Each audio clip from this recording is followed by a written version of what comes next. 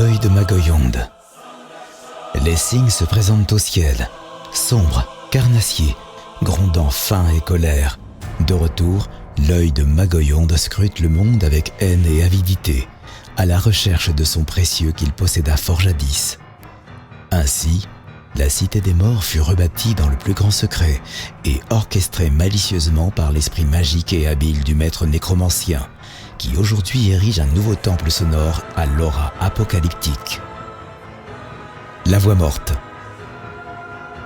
Alors une voix morte résonne dans les ténèbres des terres démoniaques, dans un tourbillon de douceur possédant les âmes, même les plus résistantes à l'appel de sa grandeur. Enfin, l'heure est venue. Le brasier fou de Magoyonde réclame son empire et lance les hostilités d'un héritier successeur noir et fantasmagorique. Nécropolis. Dès lors, Nécropolis envoie sa marche militaire pour écraser les mondes. L'ordre de l'ombre, chants sacrés et musique grandiloquente vont asservir soudainement les hommes à son pouvoir de création divin. Et cette histoire vous sera contée ici-bas. L'ordre de l'ombre. Au loin, se fait entendre le bruit d'une terre qui tremble sous les pas lourds et cadencés d'une armée de forcenés rugissant leur ferveur sur les cœurs masculins magistraux.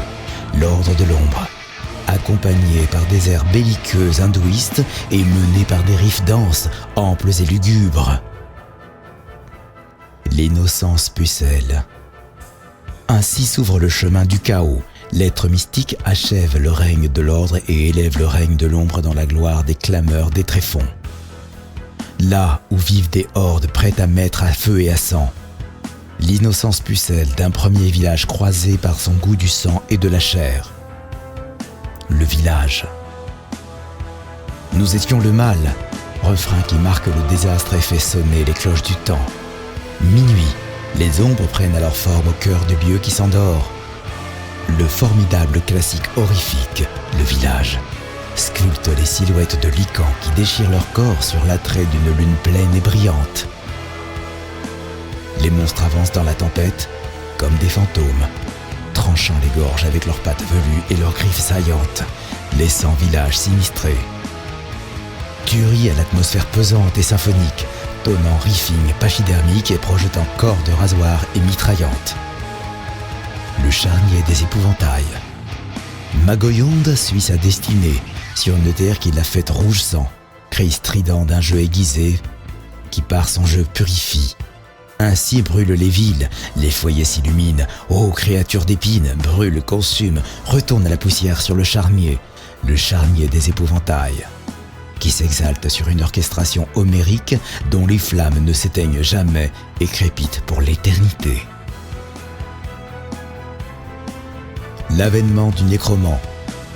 Après une domination sans partage, scellant un pacte avec le malin, Magoyonde fut trahi et la guerre des morts contre les vivants entonna la défaite. Puis, d'autres péripéties humaines et mystiques déterrèrent la résurrection, l'avènement du nécromant. Du soleil levant au soleil couchant. Ainsi, du soleil levant au soleil couchant, le nécromancien est désormais assis et contemple sa réussite de son trône vaillant. Tel un roi, il lève sa couronne et la foule frissonne et baise ses pieds de géant au chef-d'œuvre naissant. Nécropolis, tu vis et vibres, ensorcellement mené par sa voix, froissant les eaux, Nécropolis, son solo cristallin et sa machine à rythme infernal.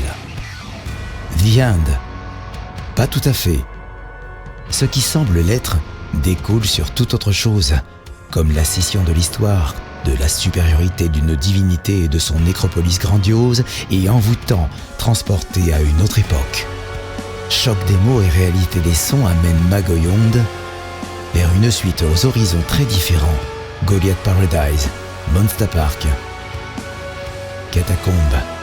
Soyez prêtes à la dramaturgie effacée, en train bien plus léger, moins attractif sans doute, mais toujours de grande qualité.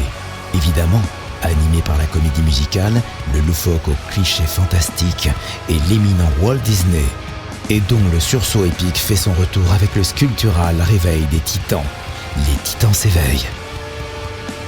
Soyez prêts.